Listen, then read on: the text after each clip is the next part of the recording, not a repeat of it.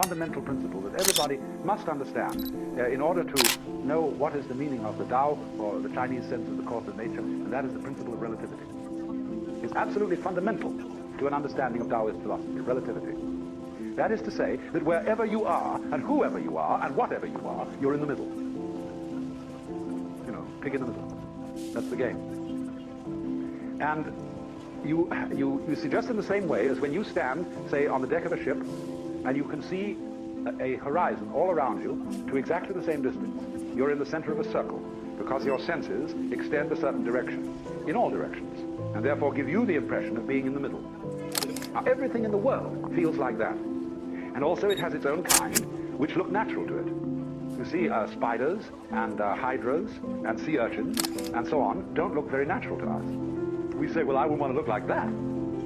But they say when they see us, well, what kind of an awful thing is that? And what a lot of nonsense it does. You see, if your dog watches you when you're typewriting, your dog looks at you and says, well, these human beings, especially cats, dogs have tried to catch on to human beings in a sort of funny way. But cats look at you and think, you're out of your mind. You're absolutely crazy. What do you sit there all day for, feverishly pecking away at a typewriter or doing something busy like that, when you could sit and curl up and purr? You just the cat, from the cat's point of view, you don't understand what life's about at all. But all cats and cat company, cats in cat company, they feel that they are people. Because the definition of a person is where you look from. And of course that is the meaning of the very interesting Buddhist idea. You can only become a Buddha, that is to say you can only become enlightened, liberated, aware of your unity with the universe from the human position. And Buddhism calls itself the middle way, because it is the way for someone in the middle, and that's everyone. So there is, believe it or not, a form of yoga, ways of liberation, for worms, for fruit flies, for snails, for spiders, for birds, for everything. And they, you see, in their situation, feel just as cultured as we can possibly feel.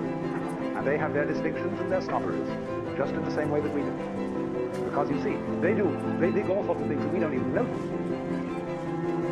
We think a person is cultured because they play the piano or the violin or they read poetry, or they have a big library and they have paintings all around and they have a fancy house and so on. We say, well, there's a person of culture, and we can see at once that this is really some rather elegant human being. But when you get down into the world of fishes, they have exactly the same thing. Only, instead of depending on collecting a lot of books and things like that, it is the precise way, the very subtle wiggles of the tail, the little tremors of vibration that makes one fish a very superior fish as compared with other fish. And all the other fish look at that one and say, oh my, to be like that, what a genius. To be able to do just that little extra thing, see? Because they're very sensitive. Even airplanes in formation can't begin to do what birds and fish can do in their communal swirling dances that they do. There's absolutely no reason to stay our earth forces themselves, animal products, we are earth forces, underwater, inside out. When you choose to go vegan, you choose to be radically kind, you never intentionally harm another animal for breakfast, lunch, and dinner again. Or you can choose to be radically cruel. Keep the status quo as is. Keep paying for someone to rip their testicles out at birth without anesthetic. Cut the piece on the bird, their teeth out, to reduce flesh damage when they're confined to the tight spaces that we inflate them into. Pigs with some chicken knife, this club, every minute of every day, all the time. Logical, rational, eat it. I really hope you make the right choice. What's going on, bud? Protesting against the animal agriculture industry. Yeah. That doesn't do anything. You are an herbivore. Why do you eat animals? Because you're hungry. Why don't you eat plants? Plants can feed you. Your hunger. I just had a burrito. You don't have to eat animals.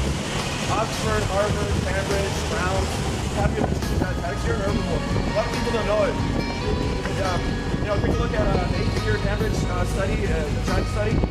The more plant products that you consume, the higher your risks are for the top 15 leading causes of death are avoided by most people. Like real meat eaters, omnivores, they don't clog their arteries. But the number one killer of humans is we're herbivores. We don't have claws. We don't pant, sweat, We have long intestinal tracts, not short. We have carbohydrate digestive enzymes, not fiber. Yeah, we have canines, not still the hippopotamus. Yeah, I mean, we see color, so we can know what food is right. Yeah, it's crazy. Like, people are in the matrix. They find these things because they were born into it, but, you know, your parents started smoking this healthy. So did mine, but that's for a different time. And now they're telling us animal products are healthy. They're not. And there's no vegan products everywhere. So I'm just trying to get people to open up their minds to vegan restaurants. It's really easy to be vegan. Yeah. I feel like I don't try.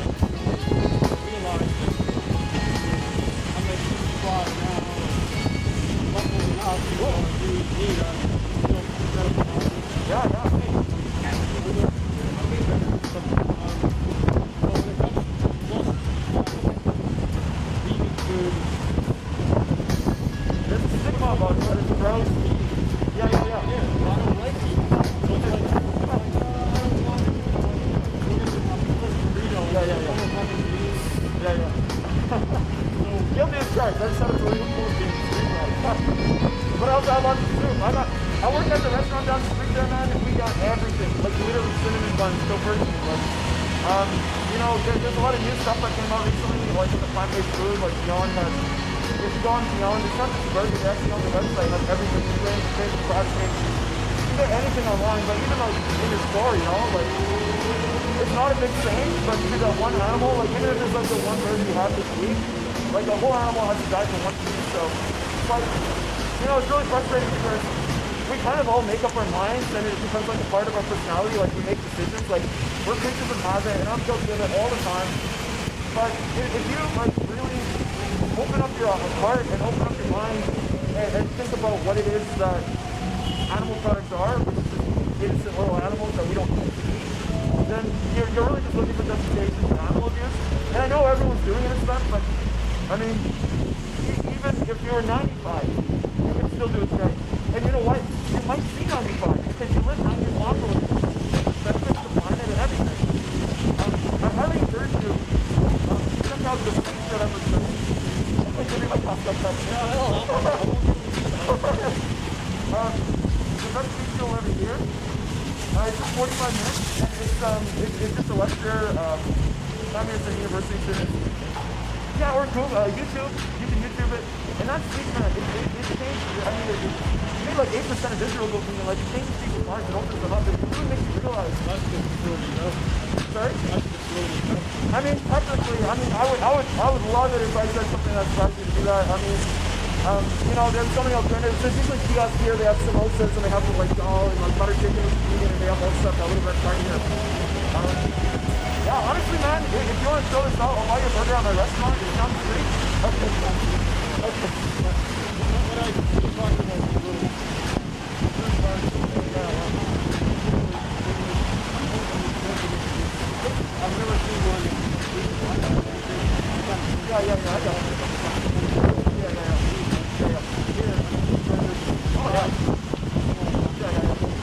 Still, you know it's still a bit much, right? Like, you know it's like back to YouTube. Yeah. But sure, man, like, they got samosas for $2. I promise. Next time you see that red mark you on the samosa, you get 2 of them, and it'll fill you up. Yeah, really. Like, it's such a... And you hear it all the time. You hear, like, Joe Rogan talking about it. You hear Miley Cyrus talking about it. Miley Cyrus said she had headaches and her brain wasn't working right. She's a drug addict.